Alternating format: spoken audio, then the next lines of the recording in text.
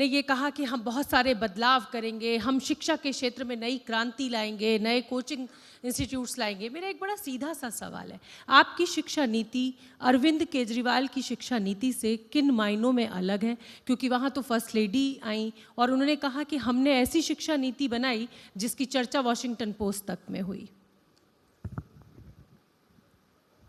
बहुत बहुत धन्यवाद। आपके दर्शकों के माध्यम से मैं ये बताना चाहता हूँ, हमारी शिक्षा नीति उनकी शिक्षा नीति से डिफरेंट ऐसे होगी कि इसमें प्रचार नहीं होगा, बस उसमें केवल प्रचार होता था। वॉशिंगटन पोस्ट में खबरें नहीं छपेंगी अब। तो फिर हमें पता कैसे चलेगा कि आप क्या कर रहे हैं? लोग बताएंगे, बच्चे बताएंगे उनके जीवन में क्या बदलाव आया है। देखिए, मैं अपना गाल बजाता रहूं, मैं अपने गुणगान गाता रहूं, तू मुझे सुना मैं तुझे सुनाऊं, ऐसी सब बातें होती रहें, तो ये तो एक इकोसिस्टम है, एक तंत्र है। उस तंत्र में वो माहिर हैं, इसमें मैं कोई दो राय नहीं है। मगर हम नरेंद्र मोदी जी के अनुयायी हैं। हम अपनी मेहनत से हम लोगों तक उनकी जरूरत की चीज पहुंचाकर बात को लोगों से कहलवाएंगे। असली बात तो, असली उपलब्धि तो वो है जब लोग कहें कि हां अब मेरे स्कूल में बदलाव हुए हैं। मैं चुनौती देके कहता हूं, आप अपने पत्रकारों से पूछिए जो उस बीट पर काम करते थे, उन्हें बताया जाता था इस स्कूल की जाके फोटो लेकर आइए, उन्हें यह कहा जाता था इस स्कूल को विजिट करिए। मैं कहता हूं ना, हमें तो आज हम 65 दिन पुरानी सरकार है, हमें किसी के अच्छे काम को स्वीकार करने में भी कोई गुरेज नहीं है। अगर पहले अच्छा काम हुआ, वाहवाही होनी चाहिए, क्यों नहीं होनी चाहिए? प्रधानमंत्री जी भी कहते हैं और देश में ये सभी सर्व और मान्यता है कि हर सरकार अपने आप में कुछ ना कुछ अच्छा करती है। तो मैं तो चुनौती देता हूं, वो कहते थे इस स्कूल में जाओ, उस स्कूल में जाओ, केवल 2 स्कूलों को दिखाया जाता था, राउज एवेन्यू पे और एक पड़पड़गंज में। देखिए ना, आपके पत्रकार जाएं बदरपुर के स्कूल में, नॉर्थ ईस्ट के स्कूल में जाइए, नॉर्थ ईस्ट रेवेन्यू डिस्ट्रिक्ट के स्कूल में जाइए, 1,42,000 बच्चे 48 स्कूल्स में पढ़ते हैं। माइनॉरिटी कम्युनिटी के बच्चे और बच्चियां वहां रहती हैं। आज 8वीं से 9वीं 10वीं या 10वीं से 11वीं 12वीं में जाने के लिए 7-7 किलोमीटर दूर उनको जाना पड़ता है। तो मैं तो उनकी बुराई भी नहीं करूंगा, हमने तय किया है, उनकी कमियों को हमने बोलना नहीं है। लेकिन वो हमारा काम है, मैं बस 5 सेकंड में अपनी बात पूरी करता हूं। हमारा काम है, हम काम कर कर दिखाएंगे। Our work will speak, we will not talk about them. उन्होंने ये नहीं किया, मैं तो बता रहा हूं, पूरी दिल्ली में 1000 से ऊपर सरकारी स्कूल हैं।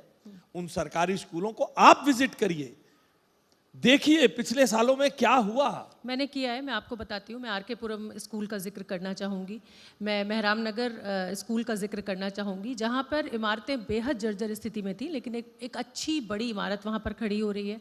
जब हमने अक्सर मनीष सिसोदिया को सुना या उसके बाद हमने आतिशी जी को सुना, तो उन्होंने एक आंकड़ा दिया कि हमारे इतने बच्चे फर्स्ट डिवीज़न आए, हमारे इतने बच्चों का ये रिकॉर्ड था। तो क्या वो सब कुछ झूठ था? देखिए, यहाँ बहुत सारे लोग बैठे होंगे, इनमें से बहुत सारों के माता पिता ने भी सरकारी स्कूलों में पढ़ाई की होगी, किन्हीं के दादा ने की होगी। पूछिए, क्या दिल्ली में उससे पहले कभी क्या फर्स्ट डिवीजन नहीं आती थी? क्या दिल्ली के सरकारी स्कूल से इस 10 साल में बच्चे आईआईटी और मेडिकल में गए हैं? क्या उससे पहले दिल्ली में डॉक्टर और इंजीनियर बनते ही नहीं थे क्या लोग? दिल्ली में 1973 में शिक्षा का एक्ट लागू हुआ, गिने चुने मुट्ठी भर कॉन्वेंट स्कूल थे, कॉन्वेंट ऑफ जीसस एंड मेरी, सेंट कोलंबस, सेंट जेवियर्स, मुट्ठी भर। ये तो अब कुकुर मुत्ते की तरह 1670 स्कूल खड़े हो गए। उस दौर में क्या दिल्ली के सरकारी स्कूलों से इंजीनियर डॉक्टर नहीं निकलते थे? आपकी पत्रकार बिरादरी में सैकड़ों पत्रकार ऐसे होंगे जो दिल्ली के सरकारी स्कूलों से पढ़े। मैं 33 पैसे फीस देकर, 33 पैसे फीस थी मेरी नगर निगम के स्कूल में, हम नगर निगम के स्कूल से पढ़ के आए, and I am not apologetic about it. तो पहले भी होता था, अब भी होता है, फर्क केवल इतना है 10 साल। ये भी एक चतुराई है, मार्केटिंग का तरीका है। इसमें केवल उनकी बुराई करने की बात नहीं है, उनको साधुवाद भी देना चाहिए। उन्होंने इसको खूब गाया बजाया है, खूब कहा है हमारे इतने फर्स्ट डिवीजन आए, पहले भी आते पर थे। ये आरोप तो सारा विपक्ष आपकी सरकार पर भी लगाता है, बीजेपी के ऊपर भी यही तो आरोप मैंने तो कहा लगता मैं है। उन पे कोई आरोप नहीं लगाऊंगा, आप जांचिए, मैं नहीं आरोप लगाऊंगा। वो तो मेरे विपक्ष से आप अगर ये उम्मीद करते हैं कि वो मेरे गुणगान गाएंगे तो शायद आपकी अपेक्षा गलत है। मेरा और मेरी सरकार का मुख्यमंत्री रेखा गुप्ता जी के नेतृत्व में एक ही एजेंडा है। हम अब 60 दिन बाद उन्होंने ये नहीं किया, वो हमारा खजाना खाली छोड़ गए, उन्होंने शिक्षा के एक्ट में बदलाव नहीं किया, प्राइवेट स्कूलों के लिए केस हार गए, ये सैकड़ों तकलीफें हैं, सैकड़ों। पूरा टाइम जिस शो के लिए आपने रखा होगा मैं बता सकता हूं, मगर हमने तय किया है, जनता ने हमें बहुत भरोसे के साथ चुना है।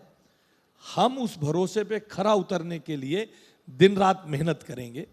जहां हमारी कुछ कमी होगी उस कमी को पूरा करने के लिए काम करेंगे। उनके बारे में अब हम बार बार नहीं कहेंगे, जनता जानती है, इसीलिए उन्हें हटाया है। आपने सरकारी स्कूलों की बड़ी तारीफ गिनाई और कहा कि भाई हम भी वहां से पढ़े हुए हैं, बहुत लोग यहाँ पढ़े हुए होंगे। क्या आप ये मानते हैं बतौर शिक्षा मंत्री कि सरकारी स्कूल जो हैं वो दिल्ली के प्राइवेट स्कूलों को टक्कर देने की स्थिति में है, या दे रहे हैं, या कभी दे पाएंगे? देखिए, एक और बात मैं कहना चाहता हूं, बड़ी जिम्मेदारी से कहना चाहता हूं। प्राइवेट स्कूल का बच्चा भी तो हमारा ही है ना। बिल्कुल। वो आए क्यों? क्योंकि सब्सिक्वेंटली पिछले 27 सालों में सरकारें फेल हुई। हम तो 27 साल से सत्ता में नहीं थे शोभना जी। 27 सालों में सरकारें फेल हुई इन स्कूल्स को उस पैरामीटर पे लाने के लिए, उस एस्पिरेशनल क्लास को जिसके आर्थिक साधन बढ़ रहे हैं, जिसका वर्ल्ड में एक्सपोजर बढ़ रहा है, उनकी अपेक्षाओं के अनुसार शिक्षा उन सरकारी स्कूलों में नहीं दे पा रहे थे। इसीलिए तो ये स्कूल खड़े हुए। This is all related to demand and supply. बिल्कुल। हम वैसे अच्छे स्कूल दे नहीं पा रहे थे, इसलिए ये खड़े हुए।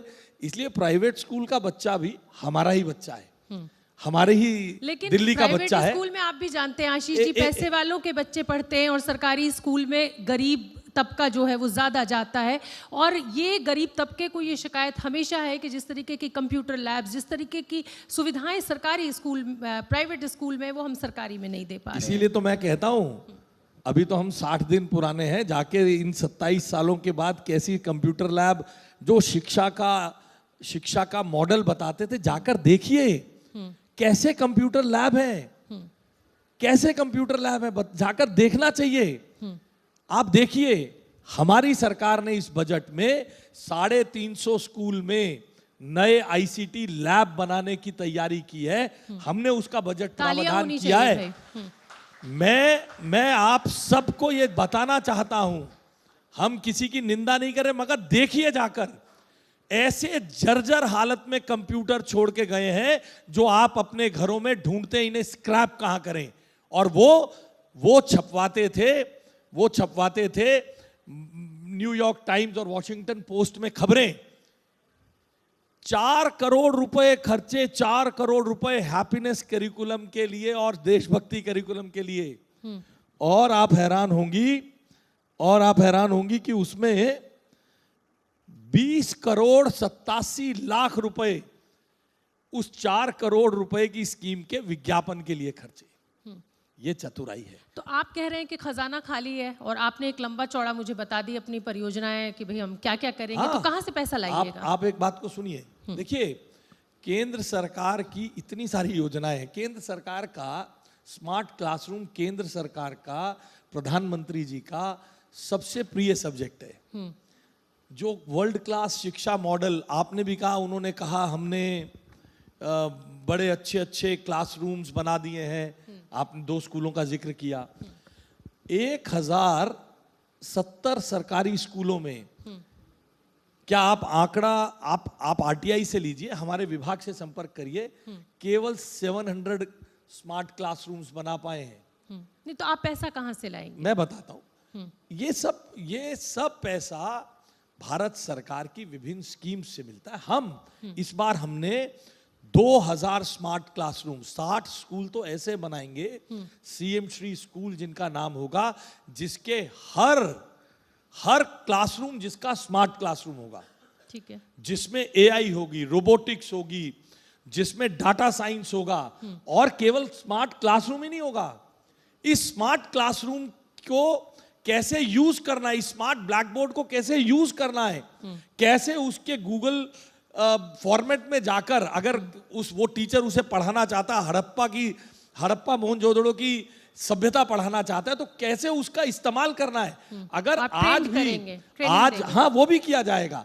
आज भी अगर उस स्मार्ट क्लासरूम को लगाकर चौक से और बटन दबा के साफ करना है, जैसे कई चैनलों में आप लोग करते हैं, तो उसका क्या लाभ है। ये तो इस और क्या काम हुआ। 2000 स्मार्ट क्लासरूम्स हम लगाएंगे। हमने देखिए सर मैं नोट कर रही हूँ सब। हाँ लगाइए, नोट करिए। एक साल बाद भी दीजिए आज जब मेरी आप इस मंच से आज डेडलाइन भी दीजिए। जब मेरी सरकार का दूसरा बजट पेश होगा, उसमें इसके आउटकम प्रस्तुत करूंगा, और हमारी मुख्यमंत्री आप सबको बताएंगी, आपको विजिट कराएंगे, हमें बुलाइएगा, हम काम करके दिखाएंगे। और आप जो बार बार पूछ रही है पैसा कहां से आएगा, 4 करोड़ रुपए की स्कीम पर 20 करोड़ रुपए विज्ञापन के खर्च करना छोड़ देंगे, सब आना शुरू हो पैसा आ जाएगा। जी न्यूज़।